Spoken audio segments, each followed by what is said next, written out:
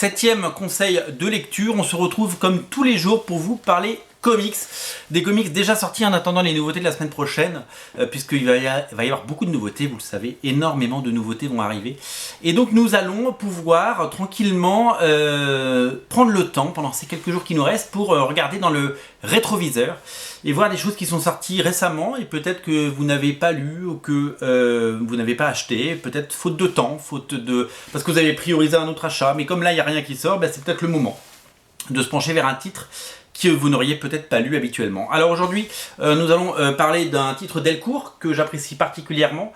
Il est écrit par Robert Kirkman. Robert Kirkman, c'est le créateur et le scénariste de Walking Dead, que vous connaissez certainement, série télé, bien entendu, et les comics, et puis tous les produits dérivés qui vont avec, succès phénoménal. Il a arrêté Walking Dead, c'est terminé en comics, ça va s'arrêter en série télé d'ici l'année prochaine, et Firepower fait partie des nouvelles séries qu'il a lancées, parce que Robert Kirkman, il est comme ça, il veut explorer plusieurs univers. Il a fait du super-héros avec Invincible, il a fait du zombie avec Walking Dead, et à chaque fois il se penche vers une thématique, une des grandes thématiques de la bande dessinée ou du comics, et il en fait ce que lui a envie d'en lire, c'est-à-dire qu'il a fait certainement la meilleure histoire de zombies avec Walking Dead, et il a fait une série de super-héros absolument géniale avec Invincible. Je vous ai parlé de Die Die Die, une série que j'adore, dessinée par Chris Burnham, qui est absolument géniale. Et son dernier comic, c'est une véritable surprise, puisque ça s'appelle Firepower, c'est une BD qu'on n'avait pas vu venir. Parce que c'est ça aussi la force de Kirkman, c'est que maintenant, ses projets, ils sont top secrets, c'est-à-dire qu'on ne sait pas sur quoi il bosse et on ne sait pas avec qui. Il nous a fait la surprise de débaucher Chris Burnham pour Die Die Die, et là, il nous fait la surprise de débaucher le fabuleux Chris Samnee, dessinateur de Black Widow et Daredevil, sur la série Firepower. Firepower, c'est son comics de Kung Fu, c'est son Shang-Chi, bien sûr, et c'est une série sur un voyage initiatique et la découverte évidemment d'un art martial qui va changer la vie du protagoniste, qui s'appelle Owen Johnson, qui lors de son voyage en Chine va découvrir un mystérieux temple Shaolin dans lequel il va découvrir un maître et se former. C'est comme d'habitude magnifiquement fait et magnifiquement mis en scène, comme à chaque fois chez Robert Kirkman, la présentation des personnages, la caractérisation des personnages, et puis évidemment l'action, le déroulé de l'histoire. Vous allez être séduit par la beauté des dessins, cette ligne claire évidemment que Chris Samnee porte depuis des années, un dessin propre, un dessin soigné, un dessin clair, un dessin lumineux, comme on l'aime pour un comics absolument incontournable, un grand format à découvrir chez Delcourt, magnifique édition et magnifique bouquin. Je vous invite à craquer pour Firepower si c'est pas déjà fait. L'autre nouveauté à ne pas rater, elle est chez Glénat Comics, c'est le 7e tome des aventures de Lady Mechanica, ça s'appelle Sangré, et c'est une histoire complète, il n'y a pas deux histoires courtes, non, il y a une histoire complète, 5 numéros pour une histoire complète, le dernier comics en date, consacré à Lady Mechanica.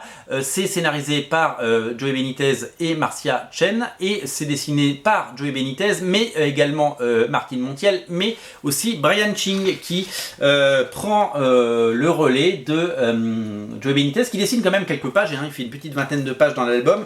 Voilà, ça c'est du Joey Benitez par exemple, mais il se fait seconder par un très très bon dessinateur qui n'a pas à rougir de son talent, puisque c'est vraiment magnifique et c'est complètement raccord. Les couleurs sont évidemment les mêmes que d'habitude, mais pour le coup nous avons vraiment droit à une magnifique interprétation graphique de la part de Brian Ching. Alors qu'est-ce que je peux vous dire sur cette série? Une série complète comme on l'a dit, la suite des aventures de Lady Mechanica, un énorme succès, vous le savez, 80 000 exemplaires vendus en France pour Lady Mechanica. Le tome 1 est là d'ailleurs, il est toujours disponible, vous pouvez vous faire la série, c'est peut-être le moment pendant le confinement de lire des bons comics.